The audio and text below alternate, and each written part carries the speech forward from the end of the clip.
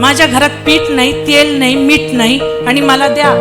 नाही, ये गुडघ्यावर ये, आतल्या खोलीत जा, ती वाटी भर देईल, पण माझा देव कॅन भरून तेल देईल तुला.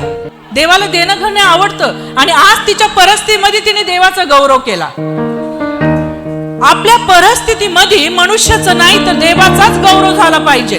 आपल्या परिस्थितीमध्ये आपण आपल्या कुटुंबामध्ये एक दुसऱ्याला, पती पत्नीने एक दुसऱ्याला साथ दिली पाहिजे. तू असा, तू तसा, तू असं वागतो, तसं वागतो, तू कशी, तू कसा, ते सोडून द्या. ते सोडून द्या. तुम्हाला पत्नी भेटली, देवाच्या कृपे मिळेल. तुम्हाला पती भेटला, देवाच्या कृपे भेटलेला आहे, तो चांगला आहे. कधी कधी शैतानाचे अटॅक होऊन जातात, पण त्यातून आपल्याला बाहेर काढायचंय. दावीद राजाने मेंढरू सिंहाच्या जबडेतून बाहेर काढलेले. मग काही लागलं नसेल का?